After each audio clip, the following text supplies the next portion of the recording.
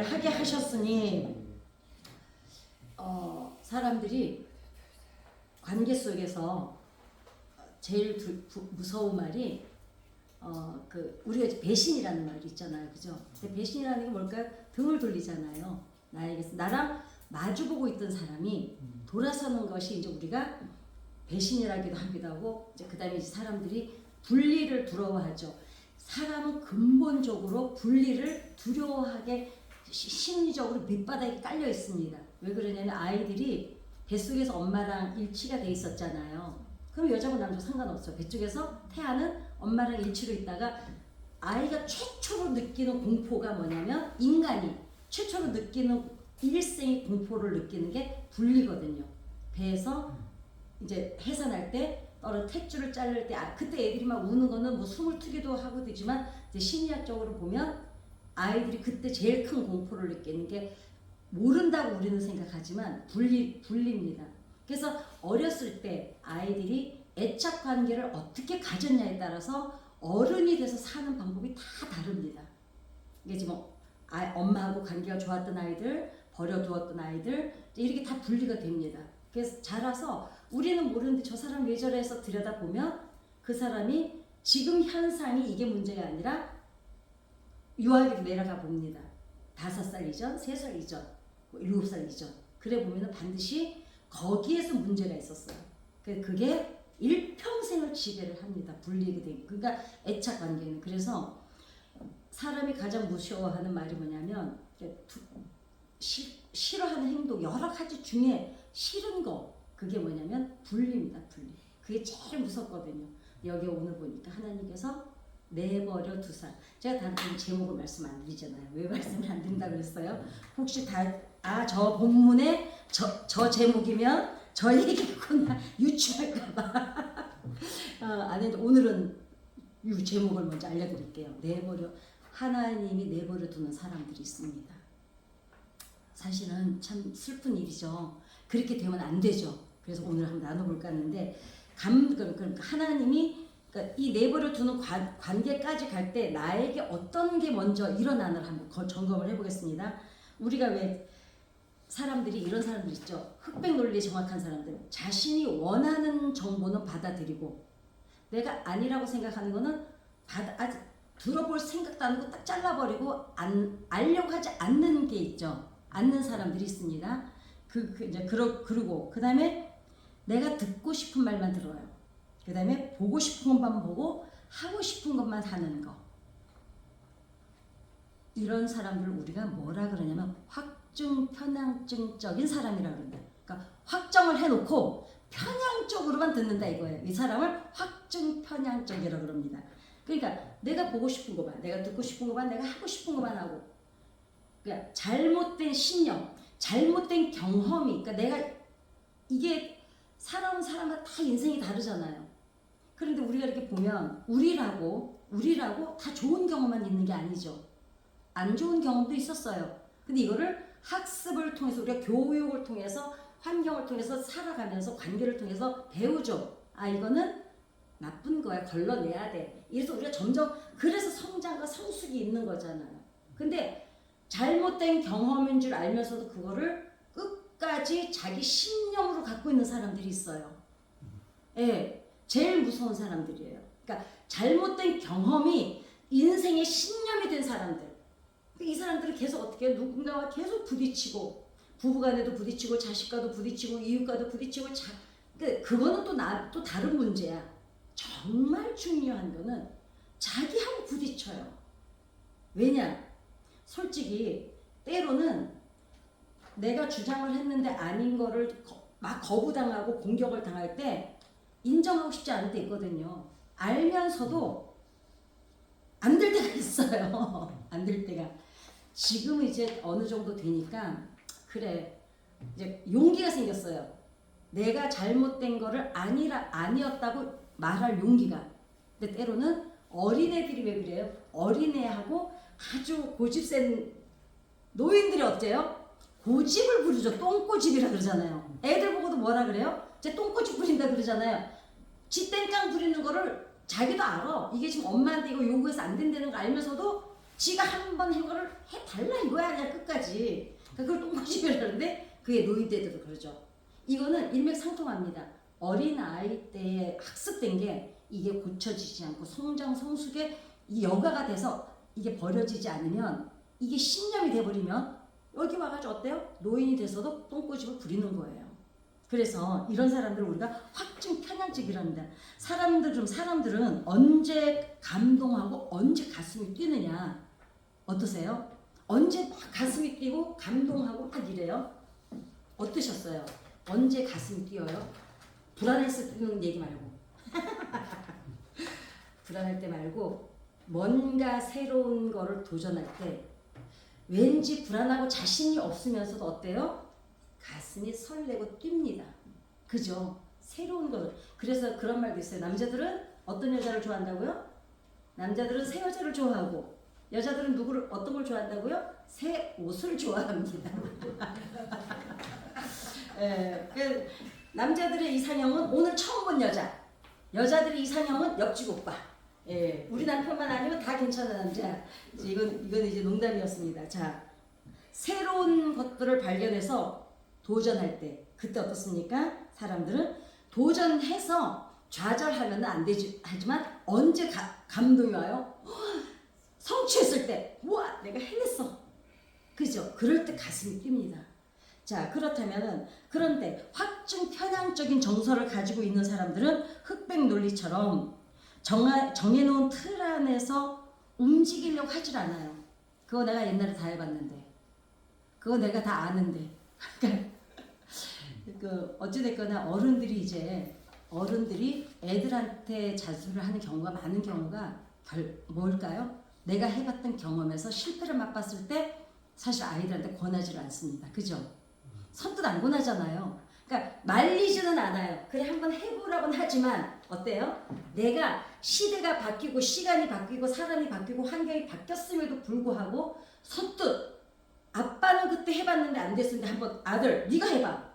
물론 이런 분들도 있겠죠. 있지만 대부분 자기가 실패해서 고통을 맛봤던 거는 권하려고 하지 않습니다. 한다 그러면 글쎄 그 아버지도 옛날에 해봤는데 엄마도 해봤는데 그래 한번 해봐. 그러기는 하지만 막 권하지는 않죠. 그래서 이 확증 편향적인 정서를 가지고 있는 사람들은 건강한 균형적인 정서를 가지고 있지를 못합니다. 왜냐? 한쪽으로 확증된 편향성이 있으니까. 자, 그러면은 이런 사람들은 감정 표현도 잘할까요? 못할까요? 대부분 감정 표현을 못해요. 그리고 사람들이 억압을 하고 많이 쌓이는 이유가 왜 그래요? 왜 억압해요? 표현을 하지 못하니까. 내가 하고 싶은 얘기 못하고 내가 지금 하고 싶은 표현을 못할 때 그거를 억압을 하죠. 근데 감정 표현이 힘들다는 거는 어떻게 해요? 내 감정이 감당하기 힘든 상태라는 거예요. 그러니까 감정 표현 잘 못해요. 그러니까 물론 성향상으로 너무 기뻐도 막 우리는 와 진짜 뭐 리액션이 큰 사람이 있고 그냥 씩 웃고 많은 사람이 있고 그래? 이러고 많은 그건 이제 성향이죠. 그렇지만 어떨까요? 씩 웃는 것으로도 자기 감정을 표현하잖아요. 근데 회피형의 성향을 가진 사람들 어렸을 때 부모에게 예를 들면은 거부당했던 아이들 그리고 아니면 너무 엄격하게 교육을 받은 아이들은 감정 표현을 못합니다. 왜냐? 그 감정 표현이 수용되어 본 적이 없어요. 그러니까 표현하는 걸 아예 모릅니다 이제. 그래서 그러니까 감정 표현이 버겁다는 건 내 정서가 어렵다는 건데 자 마사지도 어때요? 건강할 때 받아야 마사지도 몸이 시원하지. 내가 몸이 힘들 때는 마사지가 받으면 살이 아픕니다. 그래서 몸이 안마를 받을 수 있다는 거는 그만한 받을 만한 에너지가 있다는 뜻이거든요. 감정 표현을 잘 한다는 건 내 정서가 균형 감각이 건강하다는 뜻입니다. 어찌됐거나 감정은 표현하는 게 좋습니다. 누구를 위해서? 나를 위해서. 반드시 감정 표현을 하세요. 그리고 싫으면 싫다. 그러니까 제가 항상 말씀드리잖아요. 너무 착하게 사시지 말라고. 왜냐? 내가 싫다는 표현을 해줘야 상대방이 고쳐질 기회가 주어지는 거예요. 그러니까 내 배려가 무조건 다른 사람에게 도움이 되는 것만은 아닙니다. 아닌 건 아니라고 말해줘야 이 사람에게도 성찰할 기회도 있고 생각할 기회도 있습니다. 저는 그래서 친절, 남한테 신데렐라 증후군이라고 있잖아요. 너무 착한 사람들.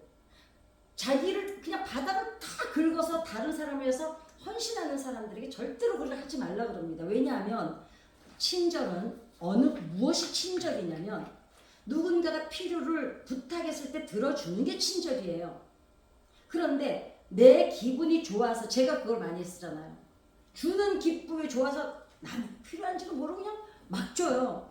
제가 이건 이제 누가 줬기 때문에 근데 저는 이제 예를 들면은 이분 저분이 좋다고 주시잖아요. 그러면은 제 스타일이 있잖아요. 예를 들면 손수건 하나라도 그러면은 그렇잖아요. 그렇죠. 손수건 하나 제 취향이 있는데 또 막 또 권사님이나 이제 연세 드신 분들은 막 알록달록한 게 예쁘고 좋으면 이쁘다. 그러면 내가 화려해 보이니까 화려한 거 좋아하겠다. 근데 저는 화려한 게 아니고 저는 화사한 거거든요. 그러니까 그러면은 갖고 다녀요. 열심히 다 갖고 다녀요. 갖고 다니지만 숨겨놓고 갖고 다니지 이제. 네. 이건 농담입니다. 그러니까 친절도 상대방이 부탁하는 걸 들어주는 게 친절이라는 거예요. 내 기쁨에 겨워서 저 사람에게 이게 좀 필요할까 아닐까를 그것도 때로는 누군가에게는 짐이 될 수 있다는 거죠. 이게 참 그래서 제가 무슨 생각을 했냐면 참 어렵다. 응? 어렵다. 아니 나는 왜냐면 제 경우를 보면 그 주고 싶어 그냥 뭐든지 보면 그냥 주고 싶어서 거기에 계산도 없었거든요. 무슨 뭐가 있겠어요. 그랬는데 그것조차도 그렇겠구나. 예. 근데 이제 좀 절제는 꼭 필요하다는 걸 저도 알고 요새는 많이 똑똑해졌습니다. 그 똑똑해진 게 뭐냐면 다른 사람을 더 많이 살피게 되었다는 거예요. 내 기분에 겨워서 더 사람 기분이 어떤지도 모르고 막 하는 게 아니라 이제는 물어봐요. 혹시 나 이거 있는데 2개 있는데 가질까? 그래서 어머 진짜 이러면은 나누지만 그래요? 이러면은 아니 이거 딴 사람 줄 때 있는데 혹시 필요하신가 해서 이래서 빨리 뺏어버립니다. 왜냐하면 그 사람이 크게 반가워하지 않을 때는 또 그 사람은 그 사람들 어떤 게 있어요? 내 성의를 거절하기 싫어서 받을 때가 있거든요. 근데 그거는 사실 기쁨이 아니거든요. 그래서 쉽지 않아요. 제일 어려운 게 관계인 것 같아요. 관계. 살아도 힘든 게 뭐예요? 사람이에요. 사람. 살아보니까 부부지간에 부모 자식 간에 쉬우세요? 어려워요. 죽을 때까지 어려운 게 관계인 것 같아요. 자 그러면은 그럼 내가 이런 성향이 이제 잘 들어보세요. 이거 테스트할 기회를 제가 드리는 거예요. 이런 성향인지 어떻게 알 수 있을까? 자 여기서 몇 가지가 들어가나 본인도 말 안 하셔도 돼도 그냥 그렇구나 한번 생각해 보세요. 누군가와 대화를 할 때 상대의 의견에 팽팽히 맞서서 공격을 한 적이 있다. 2번째, 나는 너무 잘해 당연하게. 근데 다른 사람이 못할 때 나는 너무 당연히 잘하는데 다른 사람 못할 때 다그치거나 비난한 적이 있다.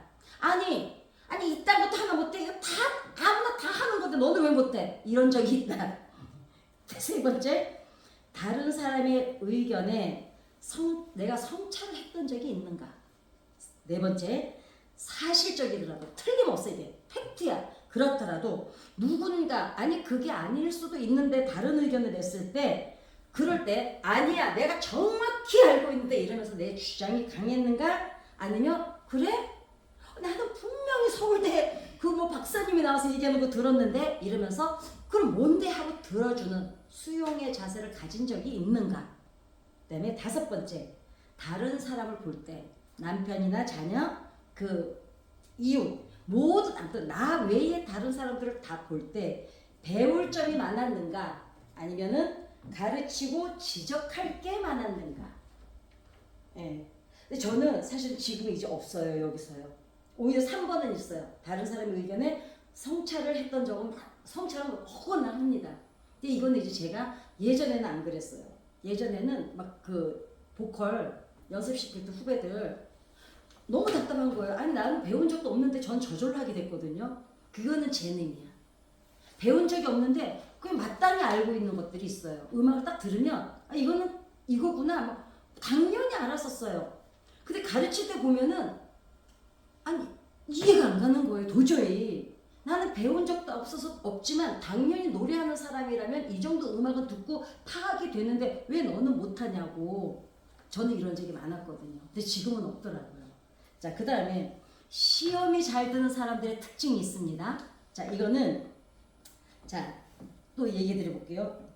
이게 이제 인격이 미성숙한 이거는 이제 상담에서는 인격이 미성숙한 사람들의 특징이라는데 모든 것에 반응이 예민해, 날카로워요, 신경질적인 사람, 감정 기복이 심한 사람, 조금만 스쳐도 화를 내는 사람, 자기 기분대로 남을 조종하는 사람, 자기 의견에 조금만 반해도 견디지 못하는 사람, 모든 일이 내 중심으로 돌아가야 직성이 풀리는 사람, 끊임없이 배려를 원하는 사람, 인정받을 행동은 하지 않으면서 끊임없이 인정 욕구에 시달리는 사람, 사랑받기만 바라는 사람, 특히 남들한테는 좋은 사람이야.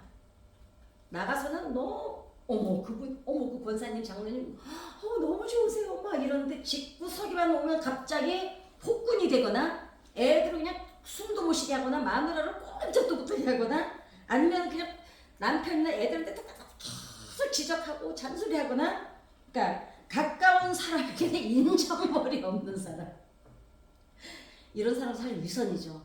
딴 사람한테는 친절한데 사실은요 남들한테 친절할 필요 없습니다. 내 아내 제일 가까운 내 아내나 내 남편에게 가장 친절해야 돼요. 왜냐? 이 세상에 몸을 섞고 사는 건 부부밖에 없거든요. 그 다음에 내 자식들이거든요.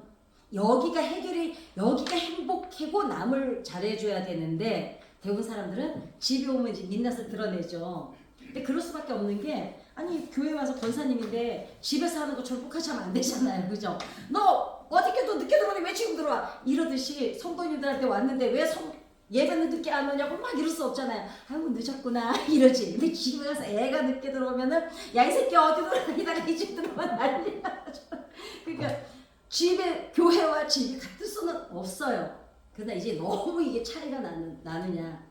이제 이런 사람 이제 이거를 시험이 잘 드는 사람들의 특징이 제가 좀 전에 쭉 말씀드렸는데 여기는 사실 없으세요. 이건 그냥 제가 테스트할 때 물어보는 건데 자 그러면 넘어진 사람이 힘들까요? 일으켜주는 사람이 힘들까요?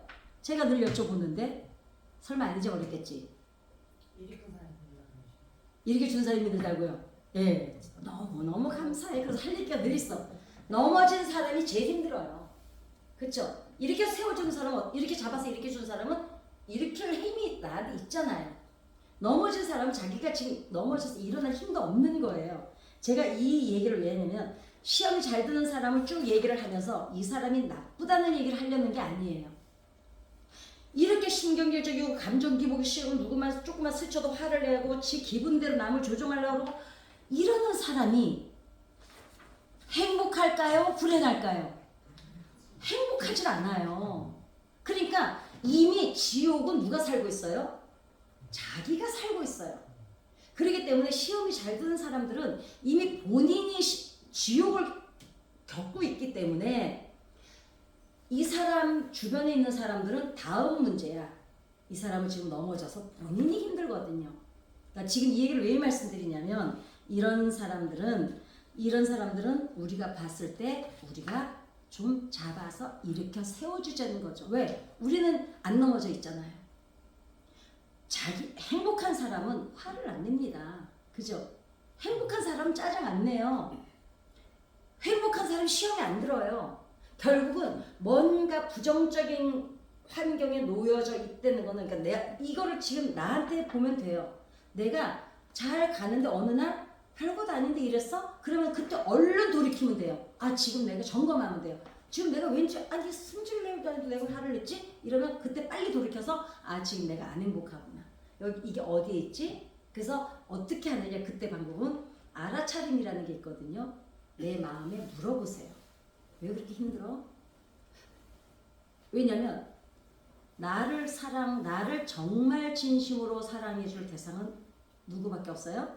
나밖에 없어요. 죽을 때까지 나와 함께 있는 게 누구예요? 나밖에 없어요. 그래서 나를 내가 가장 잘 돌봐줘야 돼요. 너 지금 힘들구나. 뭐가 힘들어? 왜 힘들지? 그 쭉 찾아보는 거야. 마음의 얘기를 소리를 들어봐 주는 거예요. 자, 그러면은 이런 성향은 하나님께서 만지시는 것 외에는 방법이 없는데, 근데 하나님은 어떠세요? 하나님도 이런 사람을 가까이 하기를 진짜 싫어하세요. 오늘 로마서를 읽어봤죠? 하나님이 그대로 내버려 두사. 오늘 제목이 하나님이 내버려 두는 사람들이라는 제목이잖아요. 근데 너무 슬프죠. 그래서 제가 그러니까 이 증세들을 오늘 말씀드리니까 여기서 앞으로 지금까지는 아니었어도 앞으로 살다가 이런 증세가 하나라도 나타나면 어떻게 해요? 빨리 나를 돌봐줘야 돼요. 그때는 누구 때문에도 있어요. 누가 딱 던졌는데 던진 사람의 문제는 15%밖에 안 돼요. 반응하는 85%의 나를 돌봐줘야 돼. 지금 내가 저기에 왜 이렇게 반응이 민감하지? 그럼 내 안에 어디가 아픈 데가 있어요. 그래서 그게 걸리는 거야. 건강할 때는 그 말이 아무렇지도 않았는데 내가 지금 어디가 아프기 때문에 그게 걸려서 내가 넘어지는 거거든요. 자, 그렇다면 우리가 은혜를 체험 못할 때가 또 있어요. 아니, 교회를 그렇게, 그러니까 저는 제가 지금 거의 60 다 되신 부부를 지금 상담을 하고 있거든요. 한 1년 넘게 계속 그분들하고 지금 이렇게 상담을 하고 있는데, 보세요. 교회를 너무너무 열심히 다니세요. 그리고 이 부인은 지겨워요, 그 남편이. 아침에 일어나면 안방에서 찬양을 하고 1시간씩 기도하고 성경 읽고 2시간은 예배 혼자 드려야 나와. 20년 동안 한 번도 돈을 벌어온 적이 없어. 일평생을 거의 남자가 일하는 시간보다는 여자가 잘 살아요. 아파트, 뭐 현대 아파트도 있고 막 이렇게 살아요. 뭐 현대 아파트 아무튼 압구정도 비싸잖아요. 근데 뭐해? 너무 불행해요. 자, 그런데 남편은 막 다그쳐 아내한테. 네가 믿음이 없어서 지금 여자는 지금 열불이 나가지고. 근데 이분이 왜 지금 그렇게 불행하면서도 우울증 걸려서도 상담실에 오면서도 사느냐? 80살이 넘었는데도 이 남편을 아직까지 너무 사랑해요. 그래 이제 저는 이제 그걸 알아요. 왜 사랑을 못 놓는 이유 이제 그 얘기까지 여기서 못 하고. 자, 근데 이분의 증세가 어떠냐면 지금 이제 한번 들어보세요. 예배 자리에 와 있는데 마음은 구천을 떠돌고 있는 거예요. 구천에 제가 그거 사전을 찾아봤거든요. 저 사전에 구천, 땅속 깊은 밑바닥, 죽은 뒤에 넋이 돌아가는 곳, 즉 구천은 저승이라고도 하는데요. 또 다른 의미로는 죽어서 영혼이 떠돌아다니는 것을 구천, 우리 그러잖아요. 구천을 무당들이 하는 말이죠. 구천을 떠돈다고. 근데 보세요. 한마디로 염려는 뭐라 그랬습니까? 몸과 마음이 따로 있는 거. 몸은 여기 있는데 마음은 다른 데 가 있는 거. 즉 몸은 여기에 있는데 마음은 다른 곳에 있는 것을 염려라고 하는데, 기도는 말과 생각이 일치할 때 기도라고 그러잖아요. 예배도 마찬가지예요. 여기 와서 앉아 있는데 앉아가지고 딴 생각을 하는 거예요. 집에 지금 두고 아까 잠깐씩 정신줄 놓으면 말씀 놓쳐요. 생각해 보세요. 설교자들이 말씀을 준비해 올 때요, 이어서 해옵니다. 그죠? 이 얘기를 앞에는 왜 했고 중간에 왜 했고 마지막을 왜 하는지를 우리는 오늘 저 새벽 6시에 끝냈거든요. 그럼 이렇게 해와요. 근데 중간을 뭐 딴 생각하느라고 못 들었어. 은혜가 될까요? 이게 교훈이 되든지 깨닫는 게 되든지 은혜가 돼 뭐라도 하나는 잡고 가야 되는데 그냥 뭐였더라 이러고는 그냥 가는 거야. 기도하다가. 보세요. 몸은 여기인데 마음이 딴 데 있는 걸 염려라 그러거든요. 그리고 기도가 아니고, 그리고 말과 내가 하나님 앞에 얘기하는 것과 내 마음이 일치하지 않은 건 기도가 아니라 그래요. 구천을 떠도는 것도 어떻습니까? 영혼이 그냥 허공을 떠돌아다니고 있는 거예요. 자리를 못 잡고. 자, 그렇다면 교회를 와서 여러 가지 이제 많은 게 있는데 하나님의 감동을 느껴본 적이 없는 이유, 이걸 또 말씀드려 볼게요. 자, 행동을 지켜서 사람들이 이렇게 상대방을 볼 때 얘기를 하면서도 그 사람의 행동을 이렇게 지켜볼 때 왜 그러세요? 그 사람의 행동을 지켜볼 때가 있으시잖아요. 상대방이. 내가 새로 사귀어야 되는 이웃이라든가 이렇게 보면 아무튼 상대방의 행동을 지켜볼 때 왜 지켜보시죠?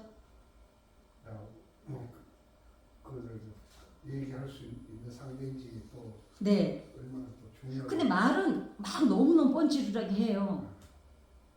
근데 어떠세요? 말은 뻔질을 하는데 행동을 왜 지켜봐요? 말은 믿을 수가 없어요. 그죠? 그런데 행동을 보면 뭐가 보여요? 그 사람의 마음이 보여요.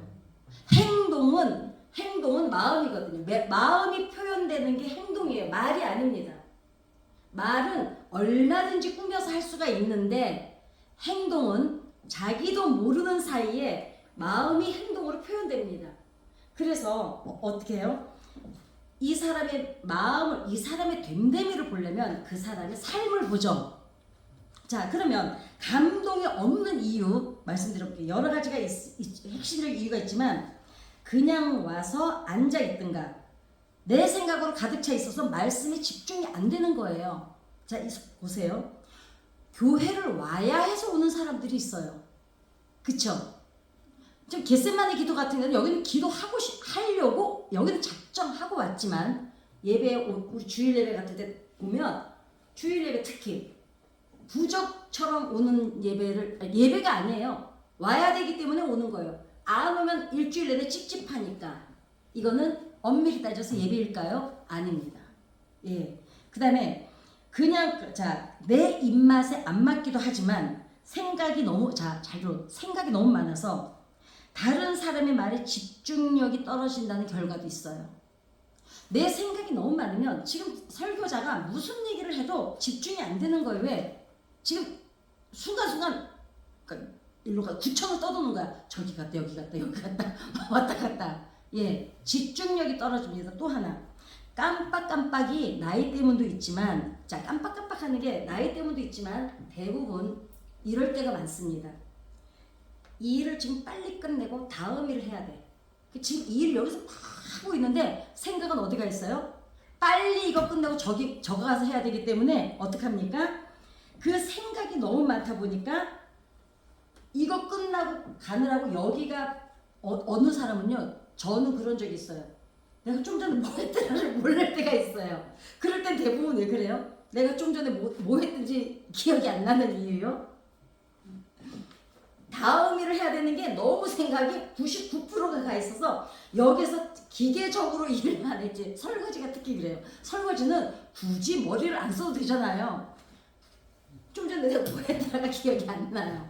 이럴 수도 있습니다. 그 다음에 왜냐하면 다음 사건에 대해서 게이지가 온도가 너무 꽉 차 있어가지고 다른 온도가 들어올 틈이 없는 거예요. 이래서 예배에 감동을 못 받습니다. 그렇죠?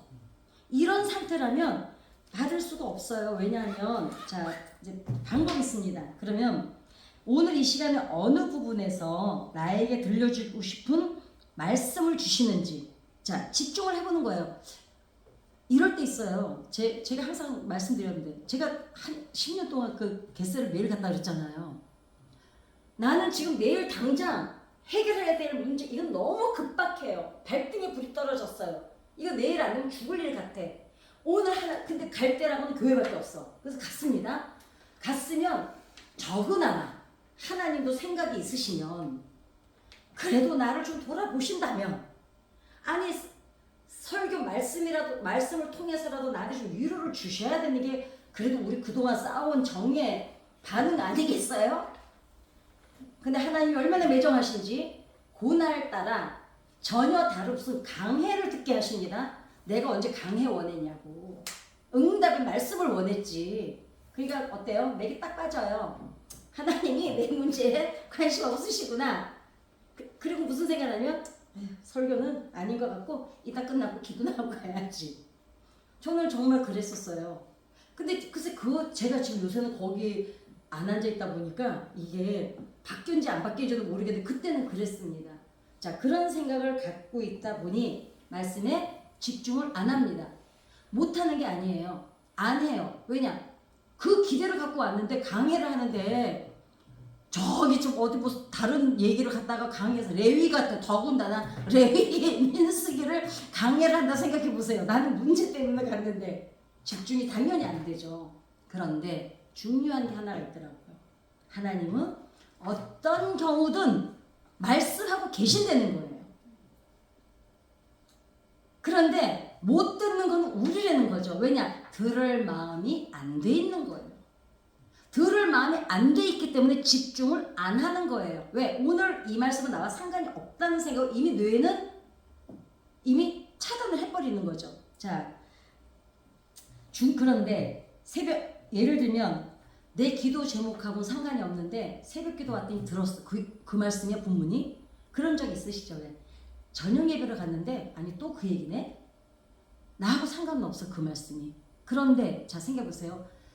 엄마들이 애들한테 한 번 얘기하고 끝나요? 두 번 하고 얘기하고 세 번 얘기하고 끝나요? 두세 번 할 때는 왜 그래요? 중요하니까 강조를 하잖아요. 이런 맥락이더라고요. 하나님도 왜 저 얘기 이럴 때 있잖아요. 아니 저 얘기를 지금 나한테 왜 자꾸 하는 거지? 이럴 때 있잖아요. 그럴 때는 이렇게 마음을 바꿔보면 돼요. 이상하다. 저 얘기를 왜 자꾸 나한테 하시는 거지? 그리고 집중을 한번 해보는 거예요. 그러면 거기에는 내 문제와는 상관이 없지만 이 문제를 해결하기 위해서 내가 준비되어야 되는 교훈이 있든지 깨달음이 있든지 지침이 있든지 있다는 거예요. 하나님은 단 한순간도 우리를 그냥 내버려 두지를 않으신다는 거죠. 그게 중요한 포인트더라고요.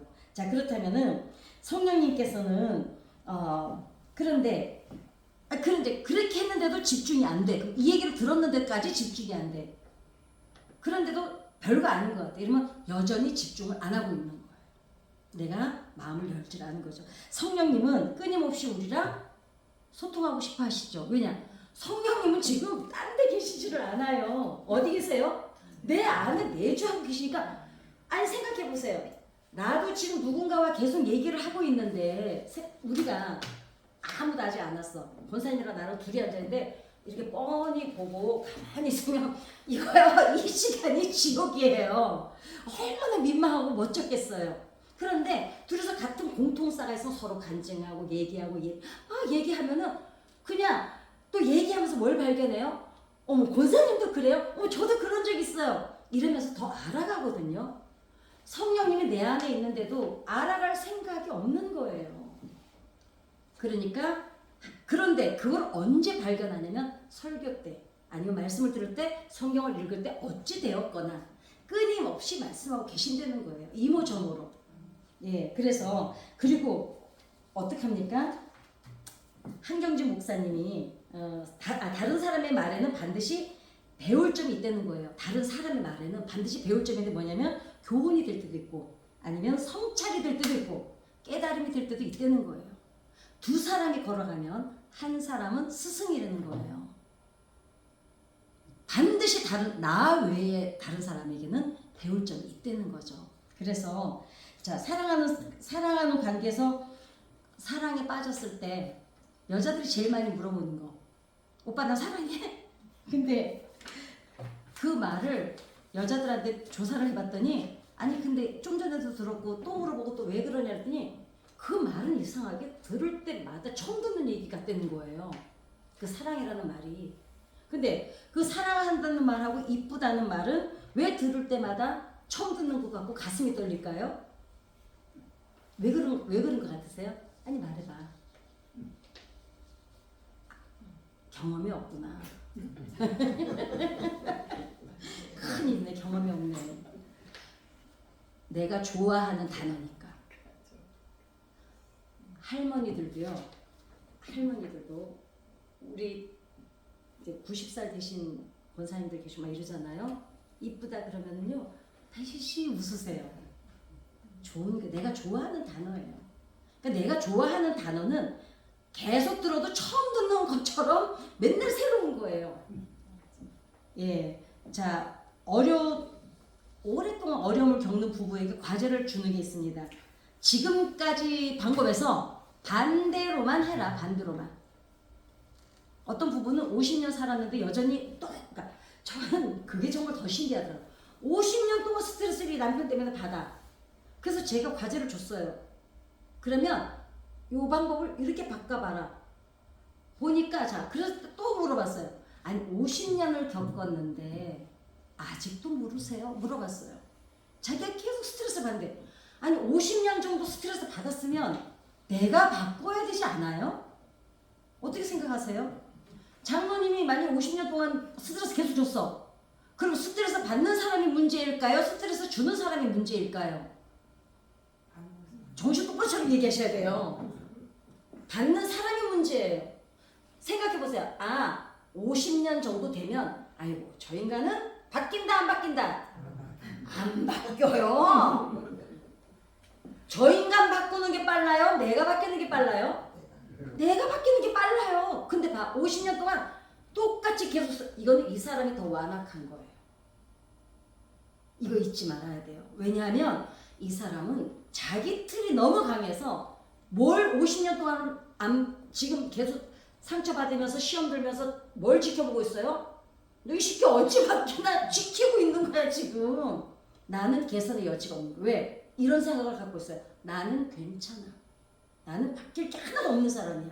너만 바뀌면 우리 집은 다 깨끗해. 네가 문제야 네가. 이리고 50년 동안 똑같은 사건으로 계속 스트레스 받고 있는 거예요. 그런데 생각해 보세요.